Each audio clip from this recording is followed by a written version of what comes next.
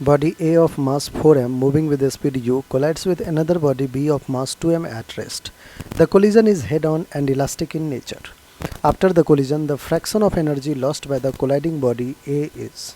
बच्चों हमारे पास body A है जिसका मास गिवन है 4m. क्या है अपने पास एक बॉडी A है जिसका मास है 4m moving with the speed u collides another body of mass 2m which is at rest. Okay after collision बच्चों जो हमारा 4m मास है वो लेट से v1 वेलोसिटी से जा रहा है और जो हमारा 2m मास है वो लेट से वेलोसिटी v2 से जा रहा है.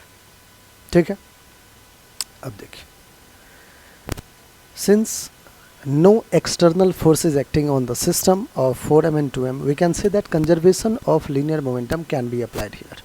And according to conservation of linear momentum, we know that the initial momentum is equals to final momentum of the system. Initial momentum is 4m into u plus 2m into rest है तो 0 which is equals to 4m into v1 plus 2m into v2. Okay, so 4mu is equals to 4mv1 plus 2mv2. बच्चों m cancel out, 2 1 जा 2 2 जा 2 2 जा. That is जो हमारे पास expression आ रहा है वो आ रहा है 2u is equals to 2v1 plus v2. ये बच्चों हमारा इक्वेशन नंबर 1 बन चुका है.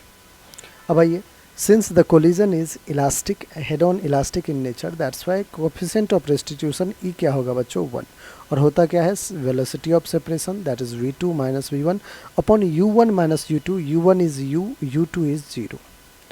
सो u is equals to v2 minus v1. यहाँ से हमें सेकेंड इक्वेशन मिल गया.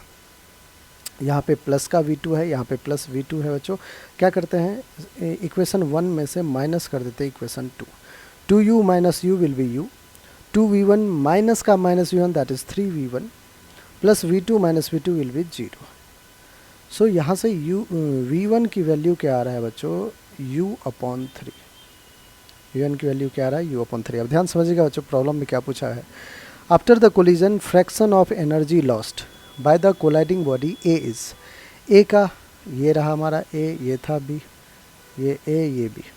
तो आफ्टर कोलिजन कितना फ्रैक्शन ऑफ एनर्जी लॉस्ट हुआ है बाय बॉडी a, वो हमें फाइंड करना है.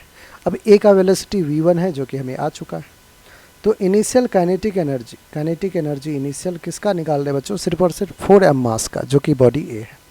हो जाएगा हाफ, मास है 4m और इनिशियल वेलोसिटी u था तो u का स्क्वायर 2 2 जा, that is 2mu square. Final kinetic energy final जो है बच्चों हाफ, मास है 4m और वेलोसिटी क्या है v1 का स्क्वायर क्या होगा u square by 9, that is 2 1 जा 2 2 जा 2mu square by 9. Loss in kinetic energy find कर लेते हैं. लॉस इन काइनेटिक एनर्जी और किसका है ये, बॉडी A का. 2mu square minus 2mu square by 9. सो 9 2 जा 18, 18 माइनस 2 16mu स्क्वायर बाय 9. ये लॉस है. अब हमें फ्रैक्शन लॉस फाइंड करने के लिए क्या करना पड़ता है, fraction loss in kinetic energy of body A. इसके लिए जो लॉस है वो है 16mu square by 9 divided by initial kinetic energy कितना था 2mu square. mu square cancel, 16 upon 9 है और ये 2 है तो 2 इंटू 9, 2 8 जा दैट इज 8 अपॉन 9. ये फ्रैक्शन ऑफ लॉस है in kinetic energy of body A. ठीक है बच्चों, 8 अपॉन 9 देखते हैं अपन कौन सा ऑप्शन है हमारा, 8 अपॉन 9 हमारा ऑप्शन नंबर A है और यही हमारा बिल्कुल करेक्ट आंसर है.